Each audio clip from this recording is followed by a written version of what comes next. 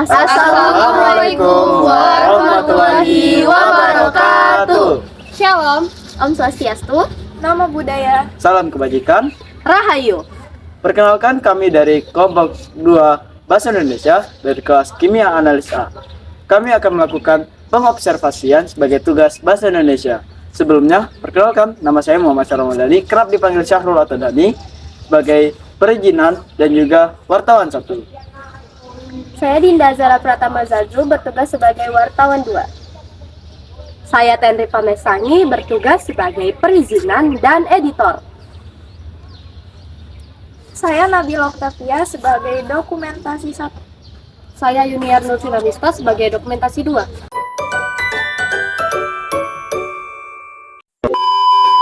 Assalamualaikum warahmatullahi wabarakatuh. Halo semuanya, kami dari kelas 10 Kimia Analis A. Di sini kami adalah kelompok 2 Bahasa Indonesia. Kita sudah di pabrik tahu tempe Bontang. Ikuti keseruannya.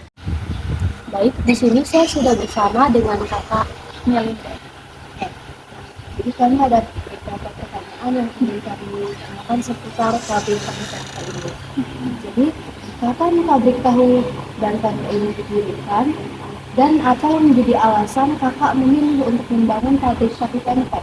Oke, jadi sebelumnya saya jelasin dulu ya. Saya Melinda, anak dari almarhum Kakak Mudawam. Jadi sebenarnya yang mendirikan pabrik tahu tempe ini bapak saya.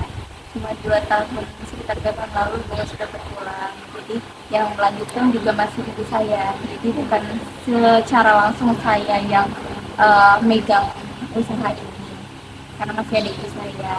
Terus kalau masalah berdirinya itu sudah mulai tahun 1990. Jadi 1990. Untuk bulan tepatnya saya kurang tahu detailnya ya. Cuma berdirinya tahun itu. Kenapa memilih usaha ini? Kalau dari cerita bapak saya sih, dulu kan almarhum itu sempat kerja di perusahaan di Pupuk Kaltim, cuma mungkin memang mau memilih untuk usaha sendiri. Memang waktu itu juga sempat ada pelatihan untuk membuat tahu tempe di Balikpapan, dan pada akhirnya diteruskan jadi usaha sendiri. Bagaimana cerita di balik proses pendirian pabrik ini dan tantangan apa saja yang kakak hadapi saat membangun dan menata? Bisa kakak jelaskan proses pembuatan tahu dan tempe di pabrik ini dan bagaimana cara kakak dan ibu memasarkan produk-produk tahu tempe ini? Oke, kalau cara pembuatannya mungkin nanti akan saya sampaikan lewat tulisan aja kali ya. Lalu apakah kakak merasa senang dengan pekerjaan ini? Jika kakak merasa senang, apa alasannya? Oke, jadi karena memang yang pegang sepenuhnya bukan saya ya, jadi saya. Kalau kami boleh tahu, Kak, berapa rata-rata omset pabrik ini dalam setahun dan berapa modal awal yang dibutuhkan untuk mendirikan pabrik ini?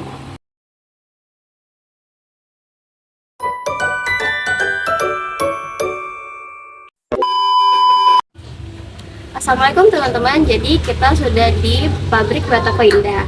Nah, kita sudah bersama narasumbernya. Ya, nama saya Hermanto, pencetak batako di Batako Indah.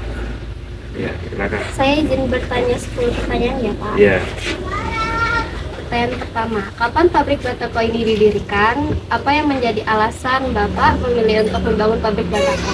Kedua, bagaimana cerita di balik proses pendirian pabrik ini? pasir, semen, pasirnya 3 gerobak, semennya setengah, jadi batako. Terus penjualannya biasanya lewat teman, bisa lewat online, bisa. Apakah Bapak merasa senang dengan pekerjaan ini? Jika ya, apa yang membuat Bapak senang? Jika tidak, apa alasannya? Senang memperbaiki ekonomi. Lanjut. Berapa rata-rata omset pabrik Batako ini dalam setahun? Dan berapa modal awal yang dibutuhkan untuk mendirikan pabrik Batako ini?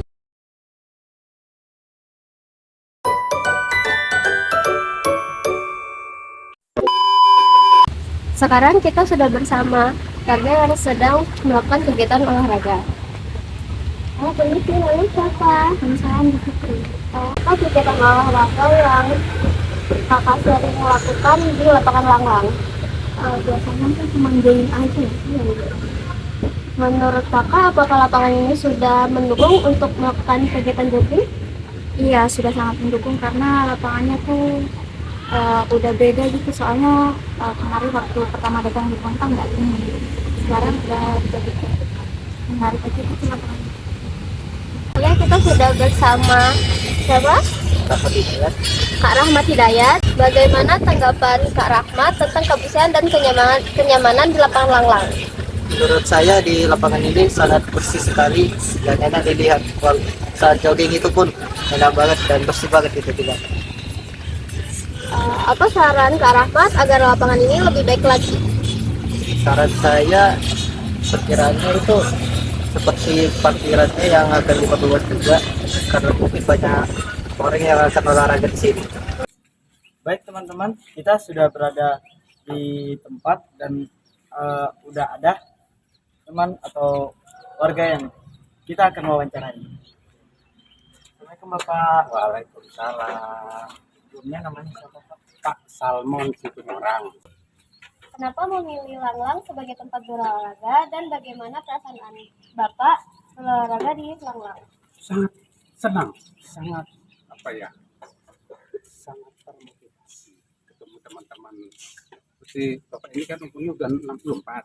Bapak juga mengajak supaya masyarakat Bontang jangan segan-segan datang ke Langlang untuk olahraga, untuk kebugaran fisik.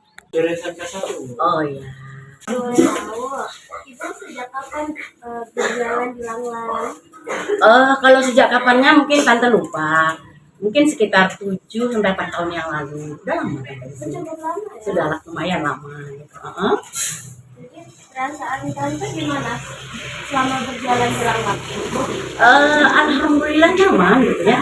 Nyaman luar biasa juga menghidupkan gitu kan ya. Kita saran aja sih orang-orang luar, ayolah datanginlah kami ke sini. Baik, kita sudah ada di lapangan Langlang dan kita sudah bersama Kak Dian untuk diwawancarai.